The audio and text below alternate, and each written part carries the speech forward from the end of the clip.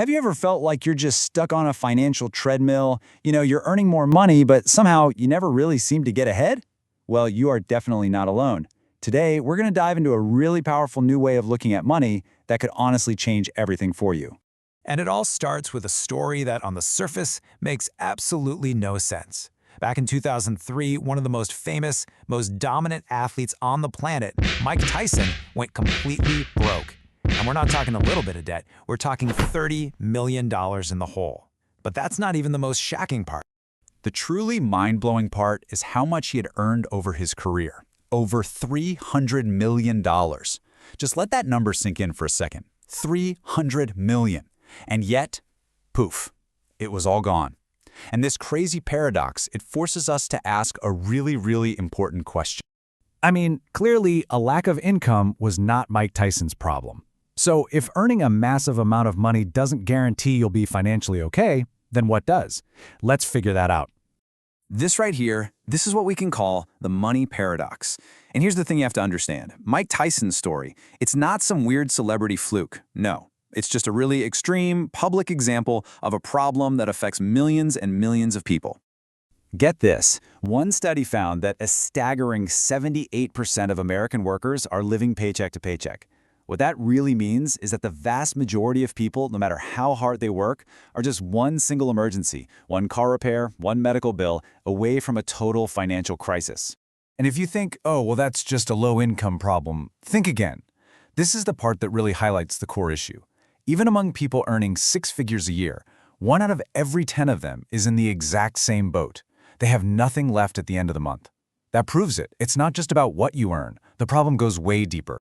So to fix this, we have to completely change the way we think about money. We have to strip away all the emotion, all the baggage we attach to it, and just see it for what it really is, a tool. So what is money, really?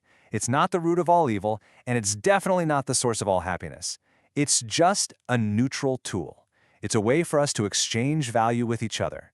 And when you finally get that, you stop thinking about wealth as some kind of competition. You start asking a much better question. What value was created here to earn that money? And this idea of value exchange is the key to a super simple but incredibly powerful framework for your finances. So for a second, forget about complicated spreadsheets and apps.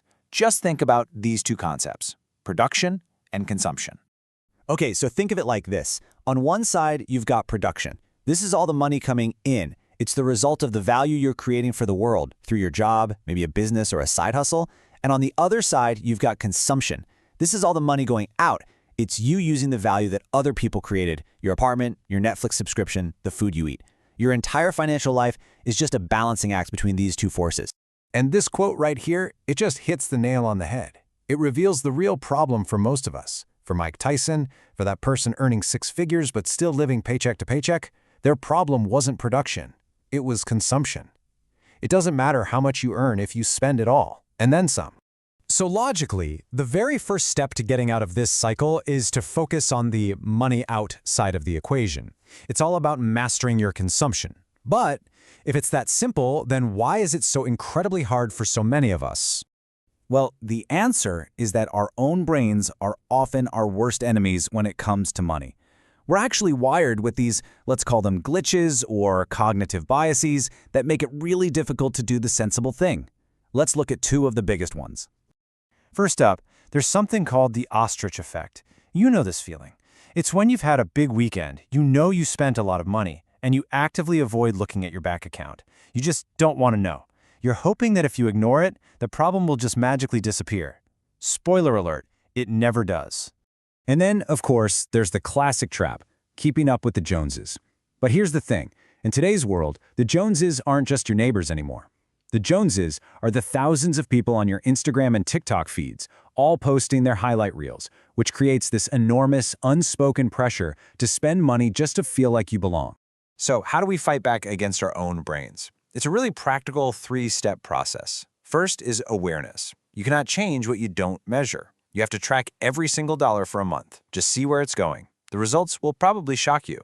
Second is control. This is where you create a budget. And don't think of a budget as a prison, think of it as a plan. You're telling your money where you want it to go. And third, and this part is absolutely non-negotiable, safety. You have to build an emergency fund of 3 to 6 months worth of living expenses. This is your financial firewall. This is the buffer that stops a small problem from turning into a life-altering disaster. Now, only after you've plugged the leaks in your financial bucket, only after you've gotten your consumption under control, then it's time to focus on the other side of the equation, scaling up your production. And this requires a really crucial shift in how you think. Scaling your production isn't just about working more hours or getting a little 3% raise at your job. That's linear. We're talking about providing your value to the world exponentially. And thanks to the internet, there are incredible ways to do this. You could build a business that solves one specific problem for one specific group of people. You could create content for a huge audience, a YouTube channel, a newsletter, about something you're an expert in. You could develop a simple app or a piece of software. The whole idea is to leverage your unique skills to reach a lot of people at once. You're breaking that direct link between your time spent and the money you earn. And all of this brings us full circle. When you finally master your consumption and then learn how to scale your production, you have the tools to escape the rat race. But what actually is the real rat race? See, the real rat race isn't about having a 9-to-5 job. Lots of people love their jobs. The real rat race is that constant, stressful feeling of living on a financial cliff edge. It's when your job stops being an option and becomes a desperate necessity just to pay for a lifestyle and service debts that have you completely trapped. There's that iconic line from the movie Fight Club, and it just perfectly captures this consumption trap. When your spending gets out of control, all the things you own, they stop being things you enjoy. They become burdens that literally dictate how you live your life. So I'll just leave you with this one question to think about. In a world that's all about social media and constant comparison, what do you value more? The appearance of having money or the quiet, powerful security of actually having it? Your answer to that question could be the real key to your financial freedom. I hope you found this video enjoyable and informative. If you did, don't forget to subscribe to my channel for more amazing content just like this.